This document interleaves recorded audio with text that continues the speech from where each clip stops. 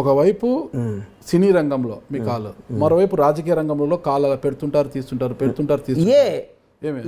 Cinema రంగంలో కాలు పెట్టి ఆడలేదు. సినిమా రంగంలో మీ కాలు పర్మనెంట్ ఉంది. ఏందన్నా రాజకీయ రంగంలో కాలు అలా పెడుతుంటారు. మూడవ రంగం మీడియా రంగాన్ని ఎంచుకుంటున్నారంట. TV channel పెట్టాలనుకుంటున్నారు. మీరే ఎవరు చెప్పారు నీకు? తెలుసన్నా సమాచారము. ఏం మాట్లాడినా మాట్లాడి ఎందుకన్నా సమాచారం అన్నా ఇరికీయటానికి ఎందుకు మాట్లాడతావు అన్నా? అన్న లాభం ఏదుంటే ఆ వ్యాపారం చేయాలన్నా. లాభం వస్తుందని తెలిసి ఆలోచిస్తాం. అంటే మీడియా రంగం లాభంగా మీరు అందరూ అడుక్కు తింటున్నారా? మరి మీడియా రంగం మీరు అందరూ అడుక్కు తింటున్నారా? పర్వాలేదండి, పాలే ఉన్నాము. మరి మీరు అడుక్కు తింటలేదు కదా, అది లాభం ఉంటేనే చేసేది. లాభం లేకుండా ఎవడేం చేయాలి? అన్ని మీడియా ఛానళ్ళు లాభంలోనే ఉన్నాయా? అరే నేను పెడితే నంబర్ 1 అవుతాను కదన్నా. మరి ఎప్పుడు పెడుతున్నారు? నాకు కుదిరితే పెడతా, లేదా పెట్టిన దానికి ఏం పెడతా. ఇంతకుముందు నీకు ముహూర్తం చెప్పాలనా? ఇది విజయదశమి పెడతా, దీపావళి పెడతా, సంక్రాంతి పెడతా, రంజానికి పెడతా, నీకు చెప్పాలనా? నేను ముహూర్తం నా సొంత విషయాలు, నా పిల్లలతో ఏం చేస్తాను, నా భార్యతో ఏం మాట్లాడతాను, నా కుటుంబ విధానం వివరాలు చెప్పడానికి ఏందన్నా నువ్వు? నాకేనా ఏంది మీడియా రంగంలో నా సీక్రెట్స్ అన్ని నీకెందుకు చెప్తాను? వ్యాపారాన్ని విస్తరించి బండ్లా గారు కాస్త బండ్లాని అయిపోతారేమో అనేసి మాకు నేను గుజరాత్ లో పుట్టలేదు కదన్నా. గుజరాత్ లో పుట్టింటే అయ్యేవాడిని బండ్లాని.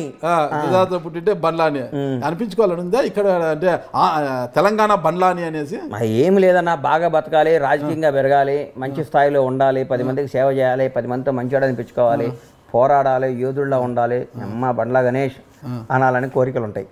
మీరు గొప్పవారనా? గొప్పవారని ఇదే ఎక్కించినట్టు మాట్లాడకు. రైట్ అంటున్నా.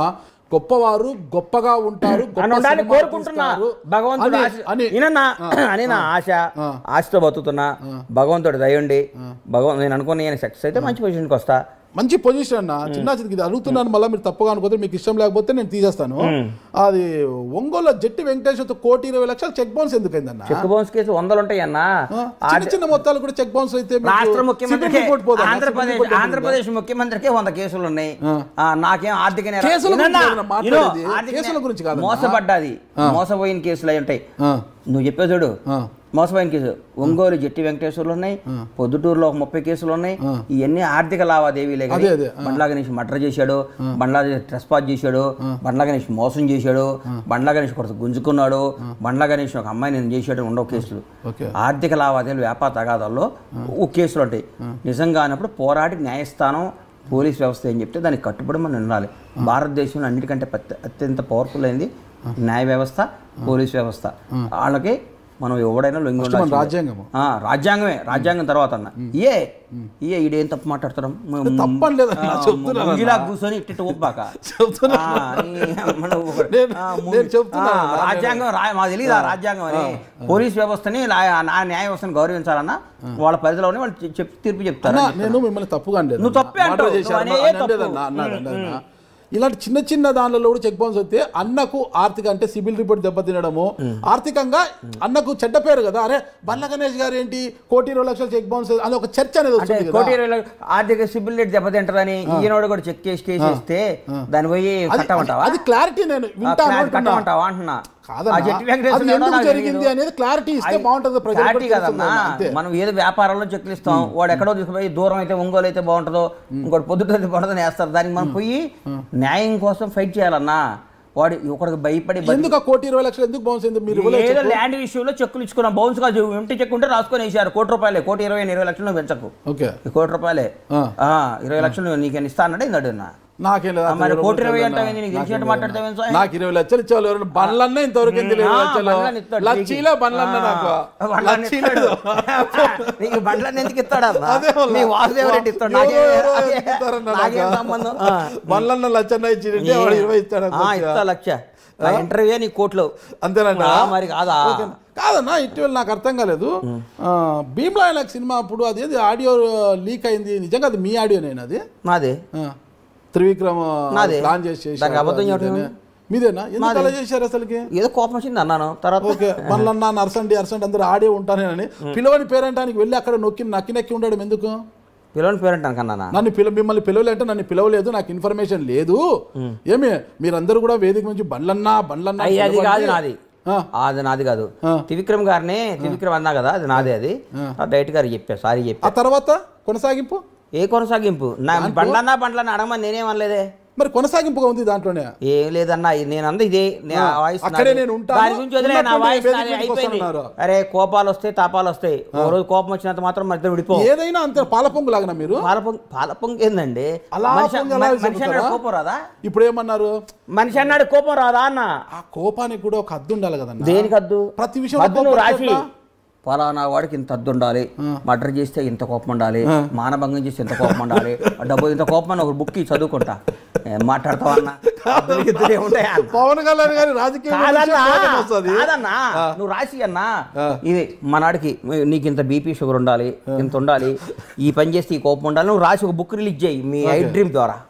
దాన్ని ఫాలో అవుతాం, మేము నేర్చుకుంటాం. ఓకే, నేను రాసిచ్చేకి లేదన్నా, నేను అన్నిట్లో గమనిస్తున్నా. ఏది జరిగినా కూడా ఈ మధ్య ట్వీట్ల వ్యవహారం ఎక్కువైపోయింది బండ్ల గణేష్ గారికి. ఆ ట్వీట్ ఒకటి బాగా నేర్చుకున్నారు, అందులో తెలుగులో ట్వీట్ చేయడము, ఇంగ్లీష్లో ట్వీట్ చేయడము బాగా నేర్చుకున్నారు. ఎందుకు ఆ ట్వీట్లు ఊరికి ప్రతిదానికి ట్వీట్ చేయమంటావు? నువ్వు అడిగావు నాపేమంటావా అంటున్నా. కాదన్న ట్వీట్ నాకు నాకు నాకు నా వాక్ స్వాతంత్రం కానీ నాకు స్వాతంత్రం లేదా? ఉందన్నా. కాదు నువ్వు వచ్చి నువ్వు అడిగావు ట్వీట్లు చేస్తారు ఏది అనవసరమైన విషయాలు ఎందుకు ట్వీట్ చేస్తారు? ఏదో అనవసరం విషయం ట్వీట్ చేశాను. ఏమనవసరం విషయం ట్వీట్ చేశానన్నా? అన్ని అవసరం విషయాలే ట్వీట్ చేశా. నువ్వు అనవసరం విషయం అనుకుంటే నా ట్వీట్లు చూడబాక, నన్ను ఫాలో కాబాక. నీకు నచ్చకపోతే నువ్వు ఫాలో కాబాక. నేను నీకు నచ్చకపోతే నువ్వు నన్ను ఫాలో కాబాక. అడుగుతావేందన్నా? నా ఇష్టం, నాకు నచ్చింది. ముగ్గురు పిల్లలు, ఒక పిల్లలు పెంచుతున్నా సరదాగా. అదే ఇప్పుడు ముగ్గురు పిల్లలు ఉన్నారు, అయినా కూడా మీరు చాలా పెద్ద మనసు బండ్లన్న. నిజము బండ్లన్న అంటే పెద్ద మనసు చిన్న మనసు నాకు తెలుసులే కానీ నువ్వు పాజిటివ్ గా మాట్లాడి నాకు నెగిటివ్ కనపడిద్దాను నీలో. నీ ముఖంలో నాకు ఎందుకు నెగిటివ్ ఎనర్జీ? నువ్వు నెగిటివ్ ఎనర్జీ అన్నా, నువ్వు పాజిటివ్ గా మాట్లాడి నెగిటివ్. అట్లాగే బండ్ల గణేష్ మాట్లాడిన ఊరు రచ్చ చూడు. నువ్వు పాజిటివ్ గా మాట్లాడి నాకు డౌట్ వచ్చింది, ఇడమ్మా ఇది అక్కడ ఇరికిస్తుండే నాయన అని. నాకు అందుకని నీ మీద నాకు నా అభిప్రాయం అది. నీకు దండం అన్నా, నీకు దండం కాదన్నా, ఎంత తోడైనా ఒకరిని పెంచడమే అభిప్రాయం. అది కూడా అబద్ధాన్ని కాదన్నా. నాగరాజన్ అంటే చాలా ఇష్టం, చాలా ప్రేమ. నేను చెప్పమంటావా? నీ దగ్గర కూడా అబద్ధం అడి ఏందన్నా? నేను నా మనసులో మాట్లాడతాను. ఎంత టోళ్ళకైనా ఒకరిని పెంచడం కష్టం. అంటే మీకు ముగ్గురు పిల్లలు ఉన్నాయి, ఇంకొకరిని మీరు దత్త తీసుకున్నారు అంటే ఎంత గొప్ప మనసు మీది.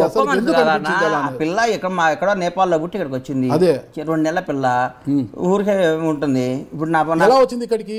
వాళ్ళ అమ్మ నాయన మా దగ్గర పనిచేస్తారు. ఓకే, ఒక రోజు పోతుంటే పాపం నైట్ పైకి కింద విపరీతంగా ఏడుస్తుంది. ఆ పిల్ల ఏడుస్తుంటే పైకి పోయినాక మా భార్య ఆ పిల్లోడు కూడా తెలియదు అప్పటి వరకు నాకు. ఏడుస్తుంది వాళ్ళ పిల్లోడు ఎవరంటే, రెండోది పిల్ల వాళ్ళ మదర్ పాలు సరిపోవట్లేదంట అంది మా ఆవిడ. సరిపోవట్లేదంటే తీసుకున్నాం. ఆ రోజు ఎత్తుకున్నాం, ఈ రోజు సంఖ్య దింపలేదు ఇంకా.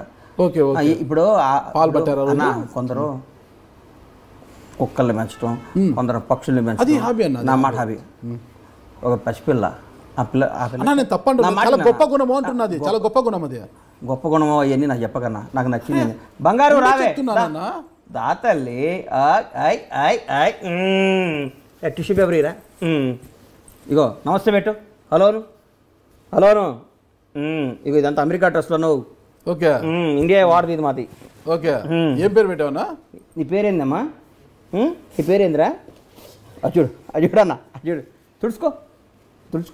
నీ పేరేంటి చిటి బుజ్జి చెప్పునా? నీ పేరేందమ్మా? నీ పేరేంది? నీ పేరేం తల్లి?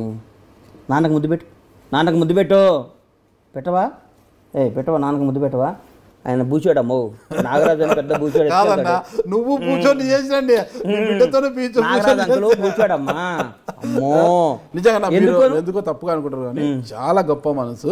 వాళ్ళ తల్లిదండ్రులు మీరు తీసుకొని ఆ రోజు పాల కోసం ఏడుస్తున్న బిడ్డను తీసుకొని ఈ రోజు వరకు చంక దింపకుండా మా దగ్గర తీసుకోపో, అమ్మలో తీసుకోపో, ఇట్రా అజుడు నాన్న బాబు తీసుకొని పో.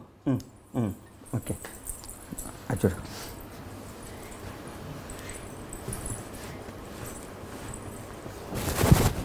నాన్న ఫైటింగ్ చేస్తున్నాడు ఇక్కడ, తట్టుకోలేవు నువ్వు.